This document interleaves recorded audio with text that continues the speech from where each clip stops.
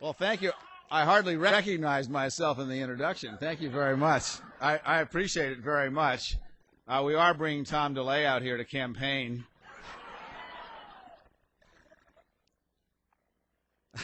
I better not go there. This is on C-SPAN after all. Let me thank you all so much. There are a lot of you out here who worked in the campaign, and I really just want to thank you for all the energy you put in.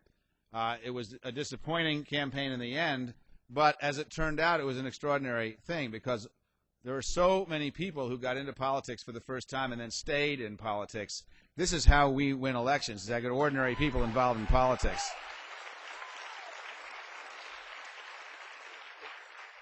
We are in the process of making some fairly significant changes in the Democratic Party, and thank you for your help. First of all, the first change is you have seen the last 18-state campaign for the presidency. We're going to be in all 50 states.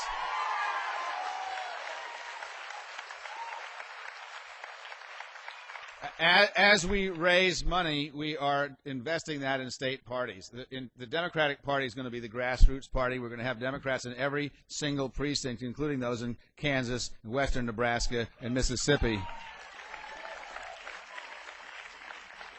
There is nothing the matter with Kansas that Democrats can't fix.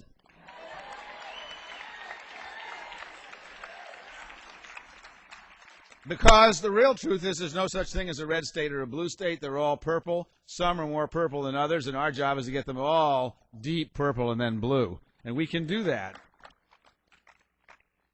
We are going to make some other changes. We need a 4-year campaign, not a 7-month campaign for the presidency. And we really need to be everywhere. We need to get out our message. We need to talk to people about why it's important to be Democrats, and we need to have a positive agenda. We can't just talk about all the things. We can't just talk about all the things that are wrong with George Bush's presidency, although I happen to have a list of them right here in front of me. We really have got to talk about what we're going to do differently. And this morning, we're going to talk about a number of things, but I want to start by talking about pensions. Pensions and Social Security.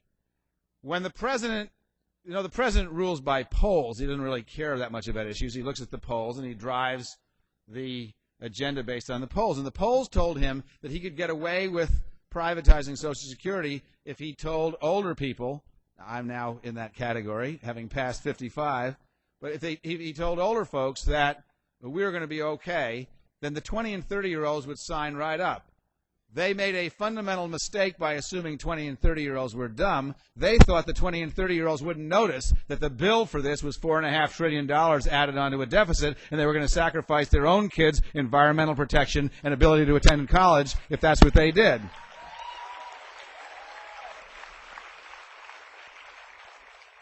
And it wasn't enough for the president to try to wreck the public pension system that we had. It wasn't enough for him to try to turn over Social Security to the same people who brought us Enron, his good friends and political contributors. That wasn't enough. Now we find out that under this president's watch, private pension plans have been grossly underfunded. What does this president want? Don't Americans deserve, after a long life of work, don't they deserve a retirement with dignity and security? I think that they do.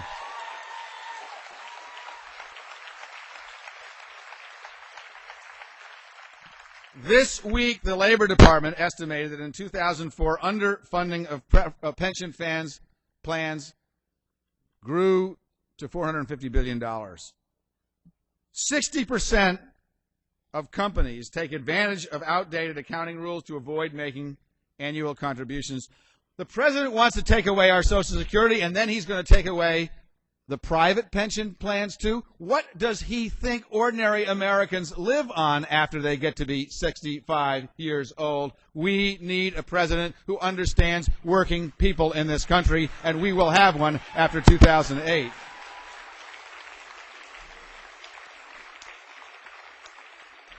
However, I said that we were not simply going to criticize the president. We were going to make some positive suggestions as well. Here's what I think Democrats need to stand up for. We need to have pension portability so that pensions, as we move from job to job to job, the pensions follow us. They don't stay in the company. That great Democrat Jim Jeffords has been introducing this for 15 years. George Bush has had his chance to fix the pension programs in this country. He has failed to do it. We need a new president and a new Congress who will fix the private pension plans. We ought not to allow people like Ken Lay to loot the pension plans of America while their companies are going down. Pension plans ought not to be controlled by companies. They ought to be controlled by the people who those pensions belong to. That's the working people of America.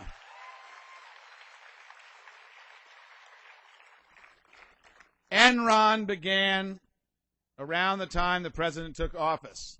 40,000 Americans lost their pensions. Another tens of thousands just last week when the courts took away the United Airlines workers' pensions. This is a serious problem. The president has had his time. He has done nothing. Let the Democrats try to fix the pension program. We have a positive plan with portability and independent control outside these corporations who abuse the money. This is stealing to let pension plans go down. That money does not belong.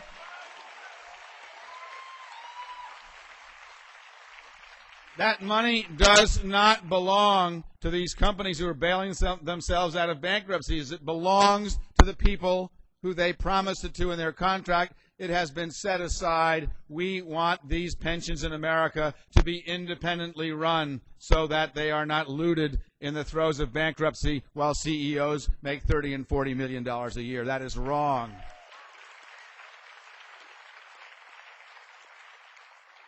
They have had their chance. And speaking about stealing, they talk about the culture of life. What about the culture of corruption in Washington? What about the culture of corruption? We have the leader of the Republican Party, who the president has just endorsed as doing a fine job. The chairman of the Republican Party is just endorsed by doing a fine job. I actually think that's true.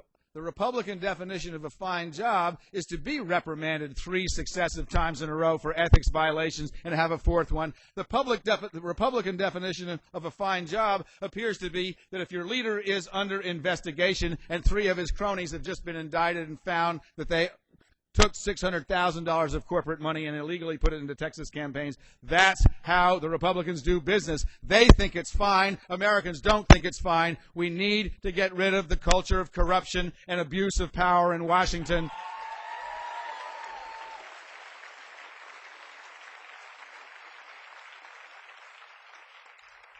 And we will do that. We need to be the party of reform. Campaign finance and election reform.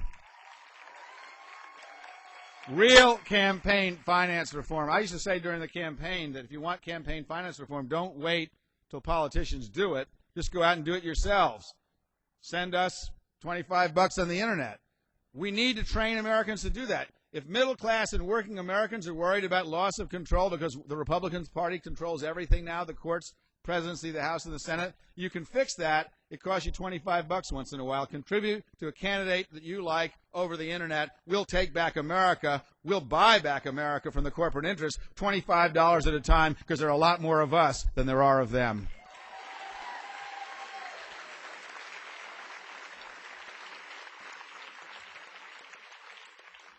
We need to be the party of election reform.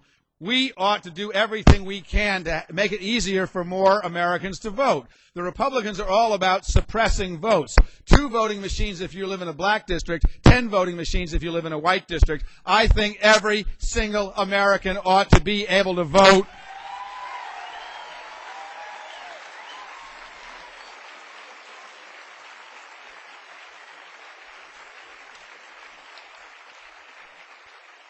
I used to say in the campaign, I meant this sincerely, I would rather have you go out and vote, even if you vote Republican, than stay home. I really would. If we're going to have a democracy, and Lord knows this administration is beginning to erode the core of our democracy, the great genius of American democracy, there are a lot of democracies in the world, the great genius of American democracies is that if 48% of you vote one way, you still have some say about the government. Now they're trying to eliminate that. The protection of the minority is an important principle in America. For those 48% that didn't vote for President Bush, the Constitution says we still have some say. Well, they don't think so. Dr. Frist of videotape diagnosis fame doesn't seem to think.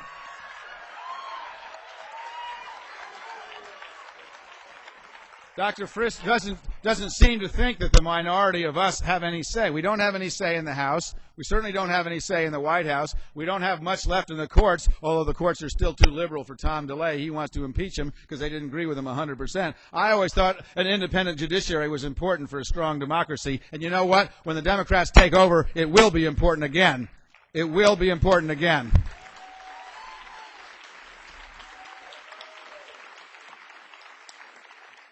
But if you want a democracy that works, we've got to get people to vote, and that means we need some substantial changes. I think we ought to have instant runoff voting. I think that brings people into the polls. If there's a third party, fine, they get a choice. We finally get majorities that win, and it brings more people in. I think, frankly, we ought to have voting on it. Either make the Tuesday a holiday, or else move it to another day where people can get out and vote. You know, the idea that you have to wait online for 8 hours to cast your ballot in Florida, there's something the matter with that. You think people can work all day and then pick up their kids at child care or wherever and get home and then have still manage to sandwich in an 8-hour vote? Well, Republicans, I guess, can do that because a lot of them have never made an honest living in their lives. But for ordinary working people who have to work 8 hours a day, they have kids, they got to get home to those kids. The idea of making them stand for 8 hours to cast their ballot for democracy is wrong. We ought to make voting easier to do. Oregon has got it right. And we ought to have a law like Oregon that says you may not use a voting machine unless it can be recounted by hand.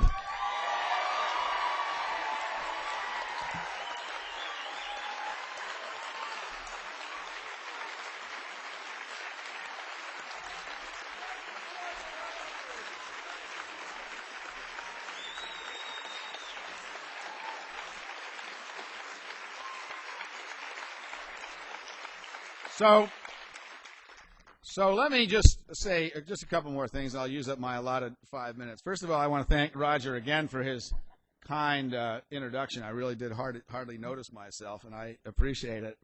There are obviously some people in Congress he didn't ask about whether they should campaign with him or not. But we need to be the party of change.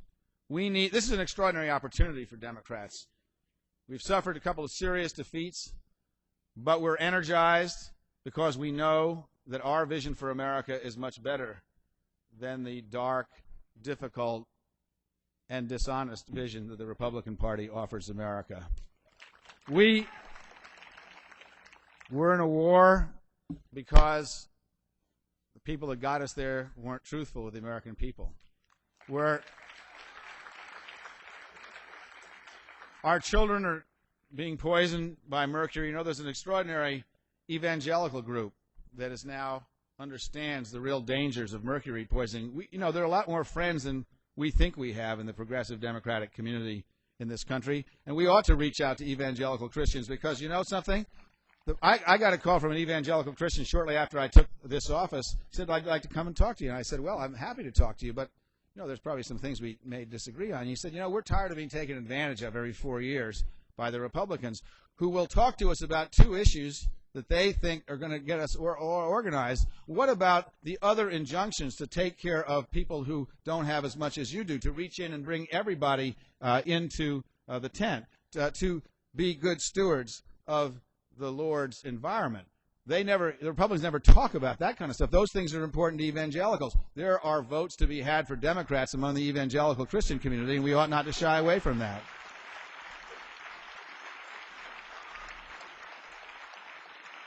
Some of the leadership of that community may be obsessed by gay rights and abortion, but most of evangelicals, just like every other American, we want to do the right thing for our children. We ought to not be ashamed or reluctant to reach out and get votes everywhere. We stand for all that is right with America. We stand for honest, government that is transparent. We will insist that the money that working people have earned be set aside so that they someday will get it and won't be used in a leveraged buyout or a bankruptcy. We will insist that we will have a strong defense, but a strong defense is not just a strong military. It is also a balanced budget, and you can trust Democrats with your taxpayers' money. You can't trust the Republicans. Borrow and spend, the largest deficits in the history of America. Democrats will do better than that. We will change election laws so they work for the American people and not the professional politician class.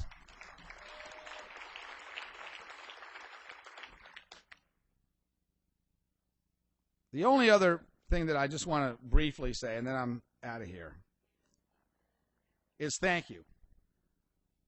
We have a lot of work to do, and not once did anybody I know quit after November 2nd of 2004. It was depressing. It was discouraging. We didn't win. We had 4 more years of the most ineffective presidency that this country has seen in my lifetime. But not once did the people in this room give up. Not once. We're in this for the long haul.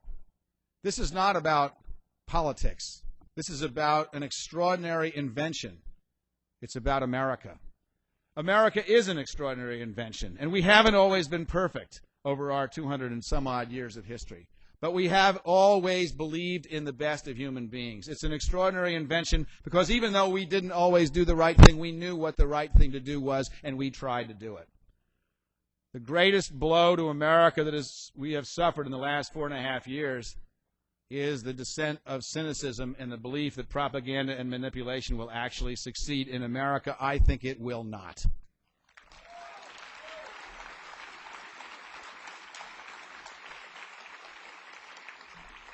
I think it will not. And I think that the values of this country are what we're fighting for. This is not about politics. This is about reclaiming America as the great beacon of optimism and hope. And we will do that not simply by saying what's wrong with the Republicans, although, Lordy, the list is so long I could speak for an hour and a half. What we will do is offer optimism and hope. Real optimism, real hope for real problems. Is there a problem with Social Security? Yes. Their solution is to privatize it. Our solution is to leave it the way it is with some minor adjustments. Is there a problem with the budget? Yes. Their solution is to be disingenuous about it and to let the next generation pay the bill. Our solution will be to do the tough, difficult things both on the cutting side and on the revenue side that we need to do to fix it. Is there a problem with the defense posture when we pick on dictators who are irrelevant to the United States and then leave nuclear powers like North Korea and Iran alone? Yes, we will look in the long term. We will look in the long term for the defense of the United States of America, and in the tradition of Harry Truman and Jack Kennedy and Franklin Roosevelt, we will fight the enemies that need to be fought, and we will use diplomacy with those who are not a threat to the United States of America. Is there a problem with the environment? Yes, there is, and we will not pretend there is not. We will address it in a way that's both sensitive to jobs and sensitive to the needs of Americans to live without a rising rate of asthma in the inner cities, the needs of Americans to have national park systems that work, and the needs of Americans to cooperate with other nations around the globe to reduce greenhouse gases, which in fact are a real scientific phenomenon. We will offer real solutions to real problems. The Democrats will not hide the problems. We will say what they are. We will say what the tough solutions are, because we believe in the end that the American people will not believe propaganda. What the American people want is real solutions for real problems, and what they want is honesty in government and to be told what the situation is and then suggested a remedy. One of the things that I've discovered, and I'll close with this story, is that organization is important, money is important, motivation is important, but there's one other thing you have to have, and some of you heard this story. I'm going to tell it anyway. When I was running, there was a woman who did a great deal for us, and she did many fundraisers. for us. And she was doing yet another fundraiser in New Jersey, and she had a lot of the most erudite people there who were really, really smart people. They'd come and we were having dinner, and her daughter was there, who was a 30-year-old school teacher from Texas.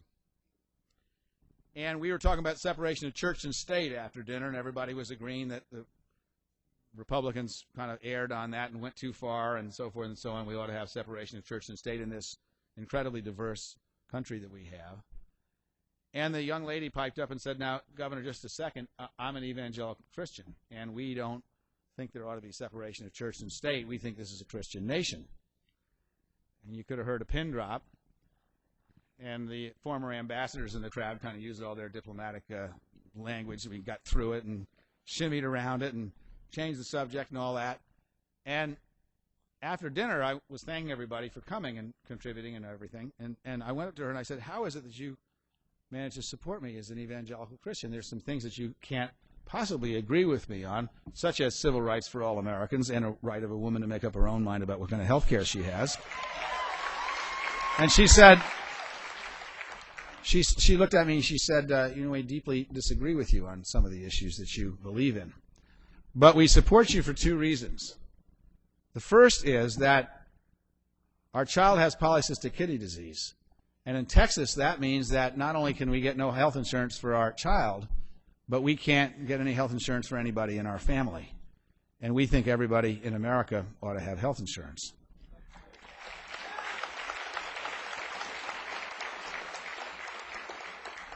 But the real reason that we support you is because evangelicals are people of deep conviction. And you're a person of deep conviction. And what we want to know, like most Americans, is that if something happens to our family, or something happens to our community, or something happens to our country, that the people who are going to be making the decisions to keep us strong and to support us in these difficult times, we want somebody who's going to be making those decisions not from polls or out of politics or out of propaganda. We want somebody making those decisions out of deep conviction. The one thing that we have to do as a Democratic Party is not be afraid to be different than the Republicans. Stand up for what we believe. Stand up for what we believe.